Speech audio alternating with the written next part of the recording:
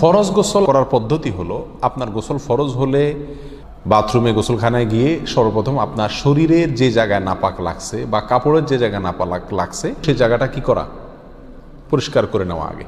যদি আপনার জায়গাটা চিহ্নিত থাকে যে এই জায়গাটা নাপাক লাগছে, ওই জায়গাটা ধুয়ে ফেলান। এরপরে নামাজের জন্য যেভাবে আমি অজু করছি সেভাবে অজু করা। এরপরে অজু করা, হাতের কবজি ধোয়া, এরপরে কুলি করা, নাকে পানি দেওয়া, মুখ ধোয়া, হাতের কনুই পর্যন্ত ধোয়া, মাথা মাসা করা, এরকম অজু করা। অজু করার পরে এবার আপনি গোসল করেন। সেটা শাওয়ার দিয়ে আপনি মাথার উপরে পানি ঢেলে হোক আর আপনার মগ দিয়া হোক, যেভাবে হোক আপনি গোসল করেন। গোসল করা শেষ হয়ে গেলে, গোসল করে যখন বের হয়ে যাবেন, তখন যাওয়ার আগ দিয়া ওই যে পাও ধোয়া বাকি আছে হুজুর, যাওয়ার আগ দিয়া পায়ের ওখানে পানি ঢেলে টাকনো পর্যন্ত পাও ধুয়ে ফেললেন, বাস গোসল হয়ে গেল।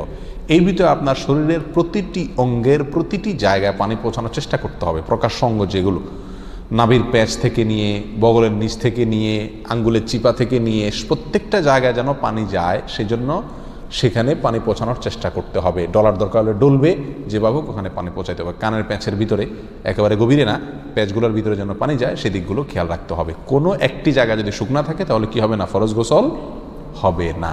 অতএব পরিপূর্ণ শরীর যাতে ধোয়া হয় সেদিকটা খেয়াল রাখতে হবে।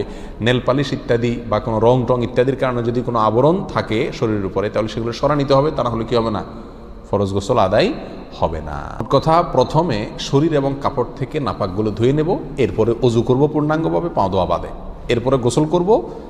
আর বের হওয়ার সময় দোনো পাও টাকনো পর্যন্ত ধুয়ে তারপর বের হয়ে যাব। এই গোসলের সাথে আমার অজু হয়ে গেল। এই গোসলের পরে আর কি করার দরকার নাই, অজু করার দরকার নাই। অনেকেই গোসলের পরে অজু করেন, এটা কোনো প্রয়োজন নাই। তবে কেউ যদি গোসল করা অবস্থায় তার পেশাব চলে আসে, অনেকে আছে পানির স্পর্শ লাগলে পেশাব বেশি আসে, তো গোসল করা অবস্থায় যদি তিনি পেশাব করে দেন বা অজুভঙ্গের কোনো কারণ তার ভিতরে আসে, তার বায়ু ছাড়লেন, তাহলে তো সেক্ষেত্রে অজু যেটা শুরুতে করছিল ওইটুক তো আর নাই। তাহলে তাকে আবার কি করতে হবে, নতুন করে গোসলের পরে অজু করতে হবে। এ হলো মোটামুটি ফরজ গোসলের পদ্ধতি।